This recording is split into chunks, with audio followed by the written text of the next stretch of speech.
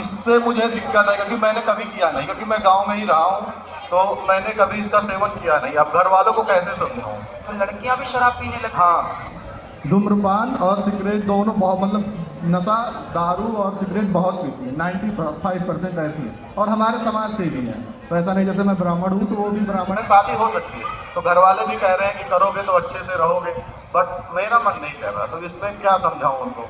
तो घर वालों से पूछ लो कि पहले शराब की बोतलें ला के रख लो, शराब के और सिगरेट के कट्टे ला के रख लो, और बहू पिएगी, ऐसी तैयार हो तो बताओ करें।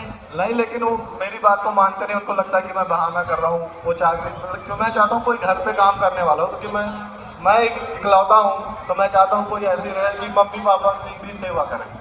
और मैं यहाँ अच्छा ठीक ठाक कमा रहा हूँ, कोई दिक्कत नहीं है, तो मैं चाह रहा हूँ कोई ऐसा रहे गांव में, मम्मी पापा के भी साथ रहे और जब टाइम रहे तो मेरे पास भी आ जाए। तो आपके जैसी नशा ना करने वाली जो लड़की मिल जाए उससे आप बात, तो वो गांव में ज़्यादा मिल जाएंगी, क्योंकि गांव में अभी ये चीज़ें पहुँची नहीं है। हाँ, तो गांव के लोग ले आओ, गांव के लोग अच्छे होते हैं। ठीक है गुरुजी, बहुत बहुत धन्यवाद आपका। गुरुजी चरणों में सादर प्रणाम। जी गुरुजी, मेरा क्वेश्चन ये है कि धर्म क्या है और हम अपने आप को प्रसन्न कैसे रखें, मतलब खुश कैसे रहें?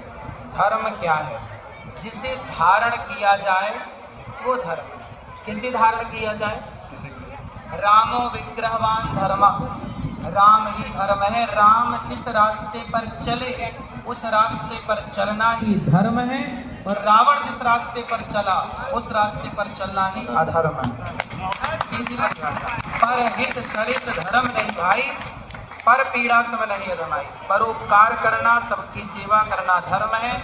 दया धर्म का मूल है, दया करना धर्म है। और धर्म न दूसर सत्य समाना, सत्य बोलना, सत्य पर चलना ही धर्म है। और गुरुजी, हम अपने आप को प्रसन्न कैसे रखते हैं, मतलब खुश कैसे रहें? प्रसन्न ऐसे रखो कि आप ये मान लो कि जो हो रहा है ये मेरे और आपकी मर्जी से नहीं, ये भगवत इच्छा भगवान की मर्जी से हो रहा है। तो जब ये मान लो कि सब ईश्वर का खेल है तो हर हाल में प्रसन्न। आप ये मानो ही मत कि मैं कुछ कर रही हूँ या मैं कुछ कर रहा हूँ। हर भाव में ये रखो कि सब ईश्वर की मर्जी है, ईश्वर का खेल चल रहा है।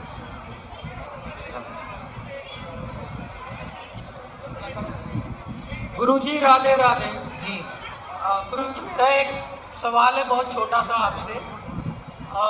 मैं बहुत बड़ा फूडी हूँ। पहले मैं बहुत कम वेट का था, करीब 60-65 किलो का, लेकिन मैं जो भी कुछ भी फास्ट फूड देखता हूँ मुझे खाने का बहुत मन करता है और खाता रहता हूँ पूरा दिन, और बहुत कंट्रोल नहीं कर पाता हूँ। मैंने इसके लिए फिटनेस के जो होते हैं गुरु, उनसे भी मिला और उनसे भी सजेशन कंसल्ट किया। कितने साल के हो? मैं गुरुजी 27 साल का हूँ। ठीक है, विवाह हो गया? नहीं, अभी अनमैरिड हूँ। ठीक है, अभी तो आपकी जठराग्नि तीव्र है, लेकिन खाने पीने में ध्यान रखो, क्योंकि ये जो आप खा रहे हो आज, इसका दुष्परिणाम, इसका नुकसान तब दिखेगा जब आप 35-40 साल के हो जाओगे। जी गुरु। अभी तो कुछ नहीं दिखेगा क्योंकि अभी सब ठीक चल रहा है। जी, जैसे ही 40 साल के भय आप 35-40 के बीच में दिखने लग जाएगा कि आपने गलतियाँ की। जी गुरु। इसलिए अपने आने वाले टाइम को, अपने बुढ़ापे को, अपने उस अवस्था को बेहतर बनाना है, तो अभी कंट्रोल करो, अच्छी चीज़ें खाओ, हेल्दी चीज़ें खाओ। गुरुजी, कुछ आप सुझाव बताओगे कि कैसे कंट्रोल करूँ? हो नहीं पाता वैसे। कंट्रोल तो आपको ही करना पड़ेगा। गाड़ी आपके पास से, ब्रेक आप भी लगाओगे, मैं छोड़ी आऊँगा ब्रेक में पाँव रखने।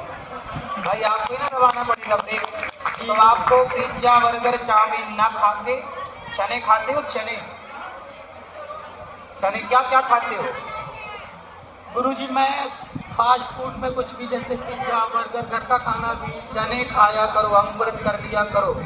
मूंगफली है, चने हैं, थोड़ा इनको अंकुरित करके टमाटर की चटनी सिलबट्टे वाली मिला के मस्त खाओ, स्वाद भी रहेगा, अच्छा भी, हेल्दी है चीज़ें। चने ज़्यादा खाया करो, दूध पिया करो, देसी घी खाया करो। गुरुजी, उपवास रखने से फ़ायदा हो सकता है अगर 1 या 2 दिन रखें हफ्ते में? देखो, यदि आपको वजन कम करना है, जी गुरुजी, तो वजन कम करने का सबसे बढ़िया खाने तरीका पे भी कंट्रोल करना है। सबसे बढ़िया तरीका है कि आप सुबह फल खाओ। क्या खाओ? फल। सुबह नाश्ते में फल खाओ, सिर्फ फल। और दोपहर के भोजन में आप सैलेड, सलाद ज़्यादा खाओ, अंकुरित अनाज खाओ, चने दाल अंकुरित करके, मूंगफली और दाल चावल सब्जी रोटी जो भी है वो भी खाओ दोपहर को। और दोपहर के खाने के बाद आप उसके बाद भोजन मत करो, बचे हुए टाइम का ना उपवास करो, पूरी रात